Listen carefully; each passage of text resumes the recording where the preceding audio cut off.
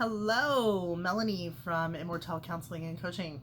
So I wanted to talk about an exercise that I call the Countdown Mindfulness technique.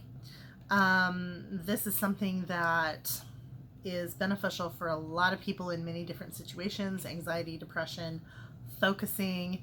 If you're not able to meditate because you just cannot clear your mind because you're ADHD like me, then this is a good technique, because mindfulness is not meditation.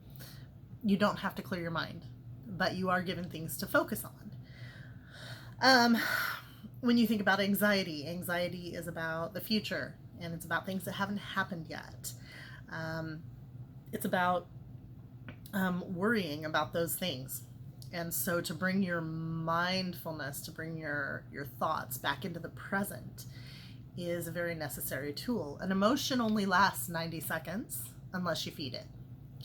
So to have a distraction can be a good thing. So this is a good exercise for a lot of different reasons. Okay. The likelihood is, if you're one of my clients and I've directed you to this video, we've already talked about what the purpose is for you.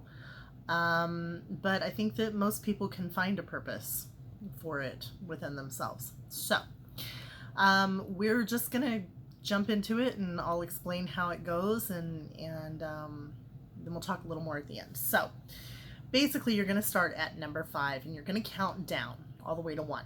But with each number, you're going to pick one of your senses to focus in on. So, for example, we'll start with 5 and we'll say sight. So we'll pick 5 things that you can see.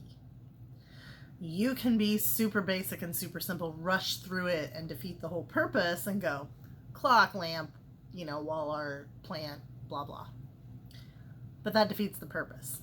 What you want to do is focus in on the details, some detail of each one of those things. For example, I've got this lamp right in front of me, and the frosted glass on the non-directional light is actually pretty cool, and I'm looking at the way that the light is shining through that glass, how it diffuses through that glass. The wall has popcorn texture, like the popcorn ceilings.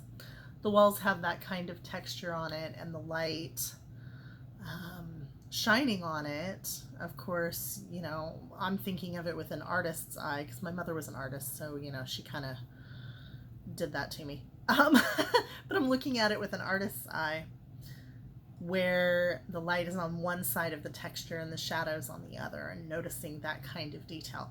That's the kind of stuff that I'd really like you to focus in on. If you're looking at a plant, the variation on the leaves, or if you're looking at curtains, the way the light's coming through the curtains, or the texture of the fabric. When you get to 4, we will do touch. Touch is a good one for 4. So 4 things that you can feel right at this moment. Okay. Maybe take a deep breath and kind of center yourself as you go through each one of these. 4 things that you can feel right now. Every time I do this, I become hyper aware of the tag in the back of my shirt, which is sometimes a little bit of an irritation to me.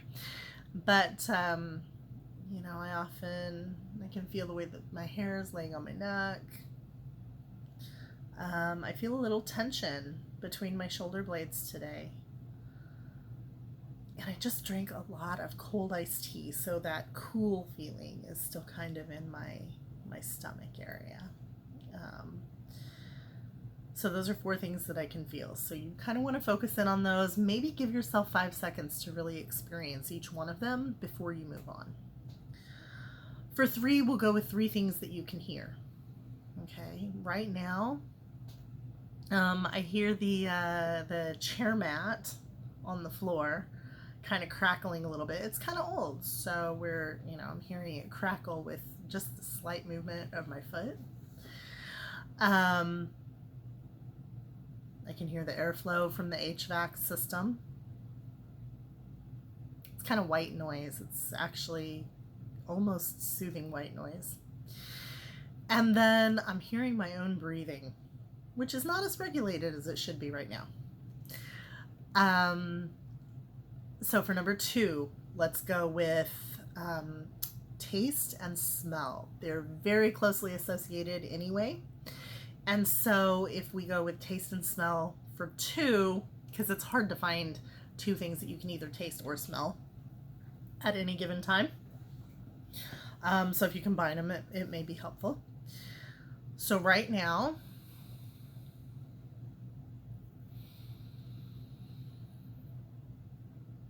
I smell paint, actually. There's been someone in renovating the offices, and I can just very faintly smell the paint. And again, the iced tea that I've been drinking kind of went along with my lunch, so I suppose I have some aftertaste left from, my food and drink at lunchtime. When you get to 1, I want you to focus in on and think about, is there a lesson that you have learned lately that you're grateful for? Something positive that's happened in your life, or something in general that you're grateful for. Those are really good things to focus in on. If you are experiencing distress due to a very specific situation, then try to find one of those positives related to that situation. It helps to focus you more on the positive side of things and less on what's going wrong, more on what's going right. And it helps to take away some of that anxiety and helps you see things more clearly in order to continue processing through the experience. So that is the basic exercise. You should practice it when you don't need it, so that when you do need it, it's easier to call back. Each time that you do this, try to give yourself just a little bit extra oomph behind it, okay? Because what I mean by that,